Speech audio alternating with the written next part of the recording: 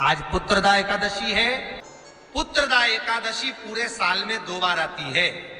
एक जिस नारी का संतान नहीं हो, गर्भ नहीं ठहरा हो, सफेद आंकड़े की जड़, जिस देव अधिदेव महादेव की कथा जिस तुम्बरुका जी ने श्रवण कराई है, शंकर भगवान जिनके सामने बैठकर शिव पुराण की कथा सुन रहे हैं, उन तुमरुका जी का नाम लेकर शिवलिंग पे से 21 बार घुमाकर मंदिर में ही कमर पर 7वें दिन रजस्वला धर्म के जो बांध लेता है और एक पीपल का पत्ता अवधूतेश्वर महादेव का नाम लेकर शंकर पर चढ़ाकर उसको गाय के दूध में उकाल कर रात्रि को दोनों पति पत्नी अगर पीकर सोते हैं, 3 महीने में भगवान भोलेनाथ उसकी गोद भर देते हैं। ये श्रावण के महीने में आती है, दूसरी पोषादिक क्रम में आती है। आज पुत्रदा एकादशी है। हमारे यहाँ इसको शिव महापुराण में श्रावण शुक्ल एकादशी भी कहते हैं और कहते हैं ये सती माता ने श्रावण के महीने में यही एकादशी के दिन से जो व्रत साधना करना प्रारंभ करी थी वो सुख देने वाली थी। पहली बार माता सती ने भगवान शंकर की आराधना आज ही से चालू करी थी। निवेदन है आपसे भी, कोई कार्य अटक रहा है, तकलीफ आ रही है, दुख है, लक्ष्मी नहीं आ रही, परेशान हो, तो आज पुत्रदा एकादशी है। 108 बेलपत्र की जो बेलपत्र होते हैं उसकी, इसको छेद तो करते नहीं है सुई से, बेलपत्र की डंडी को बांधते जाओ 108 बेलपत्र की माला बना लो और माला बनाकर भगवान शंकर के गले में शंकर के शिवलिंग को जो चढ़ा देता है उसकी मनोकामना भगवान शंकर पूरी कर देते हैं। महाराज आज पुत्रदा एकादशी है। जिस नारी को संतान नहीं हो रही हो, बहुत प्रयास कर लिया हो, पुत्रदा एकादशी पूरे साल में 2 बार आती है। एक श्रावण के महीने में आती है, दूसरी पोषादिक क्रम में आती है। श्रावण के महीने की जो पुत्रदा एकादशी होती है, ये संतान की वृद्धि करने वाली होती है। शंकर जी के मंदिर में जाकर भगवान शिव के मंदिर में पूजन करके घी का 1 कटोरी में घी और 1 कटोरी में खीर शंकर के सामने रख देते हैं। भगवान शंकर के मंदिर पर चौखट पर घी का दिया लगा देते हैं। शंकर जी की चढ़ी हुई 1 बेलपत्र साथ में रखें और 1 बेलपत्र को उठाकर शंकर जी के मंदिर की चौखट पे ही बैठकर चबा चबा कर खा लेते हैं। जो 1 बेलपत्र लेकर आए हैं वो अपने पति को खिला देते हैं। कहते हैं पुत्रदा एकादशी के दिन ये कर लेने पर संतान की प्राप्ति हो जाती है, पुत्र की प्राप्ति हो जाती है। ये वो एकादशी है। एकादशी के दिन जब आप जल शंकर को चढ़ाने तो रोज ही जाते हैं। जब एकादशी का दिन रहे और शंकर जी के मंदिर में आप जल समर्पित करें तो 3 बार मुख से स्वधा स्वधा स्वधा या स्वधा स्तोत्र का पाठ, जिसमें 12 श्लोक। अगर स्वधा स्तोत्र नहीं पढ़ सकते तो 3 बार मुख से क्या बोलना है, जम के बोलो जरा, स्वधा स्वधा स्वधा। पीछे धा है, हा नहीं तो तुम स्वाहा स्वाहा स्वाहा कर। पीछे क्या है, धा, धनुष। मेरा उघड़दानी मेरा भोलेनाथ कभी खाली नहीं छोड़। शिव महापुराण की कथा कहती है, आप अगर विश्वास रखे हो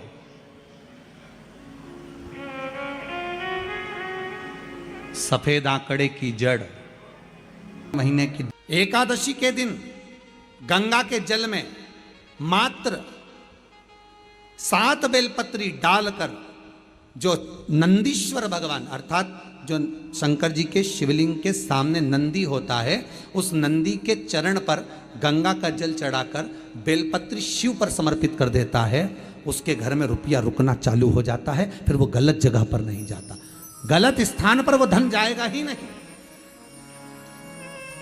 बेटा अगर व्यसन में पड़ा हुआ है, मदिरापान में पड़ा हुआ है, मांसाहार में, जुए आदि में जा रहा है, तुम्हें लग रहा है कि मेरा बेटा गलत मार्ग पर जा रहा है, ये मित्र दोस्ती गलत हो रही है, वो सही जगह पर आ जाए।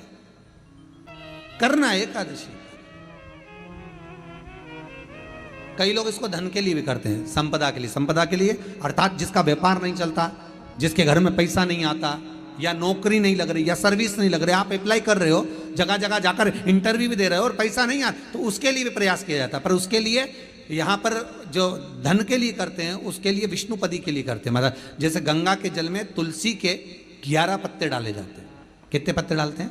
11 तुलसी के पत्ते डालते हैं, और उसको किसी भी नारायण के मंदिर में, राम कृष्ण शिव, शंकर नहीं, राम कृष्ण भगवान विष्णु दत्त आदि जितने नारायण के मंदिर हैं, उस मंदिर में किसी भी पात्र में, एक छोटे से पात्र में उसको भरकर रखी आते हैं महाराज। उससे भी जॉब, सर्विस, नौकरी में सफलता प्राप्त हो जाती है। परंतु वो भी एकादशी को ही होता है।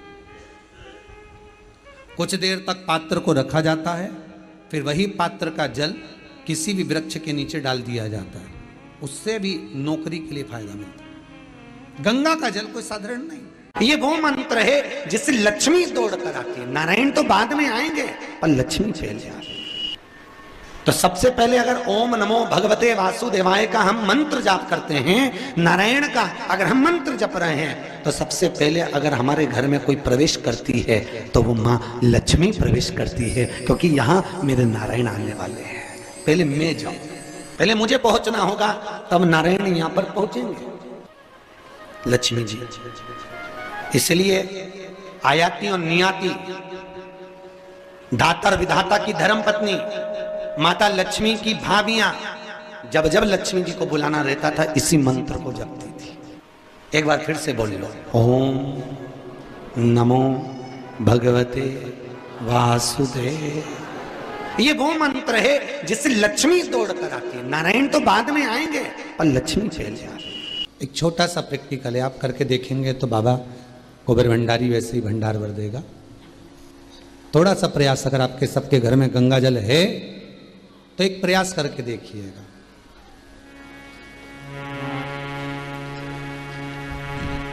कोई कार्य के लिए आप जा रहे हैं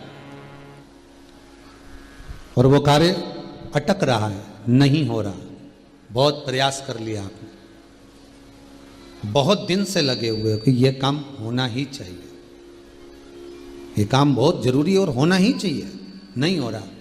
एक कटोरी में गंगा का जल निकाल लीजिए महाराज, और कटोरी में गंगा का जल निकालकर तुम्हारे घर में एक सिक्का पड़ा हो, 1 रुपया, 2 रुपया, 5 रुपया, कोई सा भी एक सिक्का पड़ा हो, जो भी सिक्का पड़ा हो, कुंदकेश्वर महादेव का नाम लेकर, जहां परिंडा होता है, पानी का मटका होता है, पितरों का स्थान होता है, हंडा भरते हो, मटका भरते हो, उसके पास में उस कटोरी को रखकर 1 का सिक्का, 2 का सिक्का, 5 का सिक्का, 10 का सिक्का, जो तुम्हारे पास सिक्का पड़ा हो, जो भी तुम्हारे पास पड़ा हो, वो सिक्के को हथेली में लेकर कुंदकेश्वर महादेव का नाम लेकर उस कटोरी में डाल दीजिए, और उस जल को नैनों से लगाकर आप काम के लिए निकल जाइए। वो काम आपका सफल होकर ही रहेगा, छूट नहीं सकता। कुंदकेश्वर महादेव किनका नाम है? जम के बोलिए, कुंदकेश्वर महादेव। ये कुंदकेश्वर महादेव को उस कटोरी में, उस बाटकी में सिक्के को डाल, और फिर जब आपका काम हो जाए, आप जिससे मिलने गए हो, जिससे काम की बात करने गए और काम हो गया, तो वो जल ले जाकर सिक्के के साथ, सिक्का तो डालो मंदिर में, कहीं दान पेटी आदि में, और वो जल भगवान कुंदकेश्वर के नाम से शिव जी को समर्पित कर दो। बाबा से विनती करो, बहुत बहुत साधुवाद है बाबा, आपने मेरी लाज रख ली, मेरी कृपा बनी रहे, बस ये सुख मिलता है। उसको धन्यवाद दो बाबा को बार बार। हम तो रोज कहते, रोज प्रतिदिन उठो और उठते से धन्यवाद दे दो, धन्यवाद। बेलपत्री का एक नियम है, बेलपत्री के वृक्ष का एक नियम है, बेलपत्री के पौधे का एक नियम है। पौधा बहुत छोटा है, बहुत छोटा, तो उसकी पत्ती ना उतारे, बहुत छोटे पौधे की पत्ती नहीं निकालना। बेलपत्री के पौधे का नियम है, आपके ऊपर बेलपत्री का वृक्ष का छांव पड़ने लगे, उसकी डाली आपके मस्तक से ऊंची हो जाए, उसकी छाया, उसकी पत्ती की हवा आपके मस्तक पर लगने लगे, तो उस बेलपत्री के पौधे की पत्ती उतार कर आप शिव को चढ़ा सकते हो। पर यह नहीं लिखा कि उसमें फल नहीं लगे तो चढ़ाओ मत ही, ऐसा प्रमाणिकता नहीं।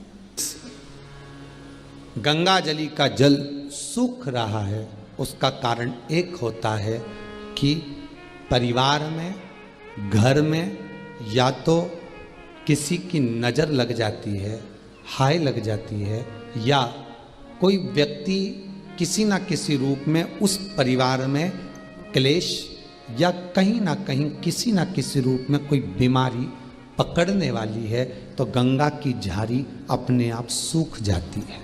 ध्यान दीजिए, संपदा कम होने वाली है, कहीं घाटा लगने वाला है, कहीं तकलीफ होने वाली है, तो गंगा की झारी का जल अपने आप सूख जाएगा। समझ जाओ, मार्गदर्शन करते हैं। हमारे घर में जितनी प्रतिमाएं रखी रहती, चाहे लड्डू गोपाल की हो, जगदम्बा की हो, शंकर जी की हो, हनुमान जी की हो, पितरों की हो, किसी भी देवता की मूर्ति, गणेश जी हो, लक्ष्मी जी हो, जिस देवता की मूर्ति आपके घर में रखी होगी, अगर कोई घात लगने वाली होगी, कोई कष्ट आने वाला होगा, तो भगवान के चेहरे की रौनक रंगत चली जाती है, भगवान का चेहरा भी उतर जाता है। सबसे पहले 4 दिन, 8 दिन, 6 दिन पहले वो भगवान का चेहरा उतर जाएगा कि ये घाट आने वाली। एकादशी के दिन बन सके एक बेलपत्र, उस बेलपत्र के मध्य भाग में बीच वाली पत्ती पर लाल चंदन और दोनों पत्तियों पर पीला चंदन, नीचे वाली दोनों पत्तियों पर पीला चंदन, बीच वाली पत्ती पर लाल चंदन और दोनों पत्तियों पर पीला चंदन। और इसी बेलपत्र के साथ में जो लाल चंदन वाला जो पत्ती है, उस पर एक श्वेत पुष्प, सफेद फूल रखकर आप अपनी कामना कर कर, जब आपको जल चढ़ाते चढ़ाते 3 महीना, 4 महीना, 5 महीना, 6 महीना आपके हो जाए और बाबा देवाधिदेव महादेव को जल चढ़ाते चढ़ाते समय बीत जाए, तब बाबा से अपने दिल की बात कहने के लिए लाल चंदन, सफेद पुष्प, पीला चंदन दोनों पत्तियों पर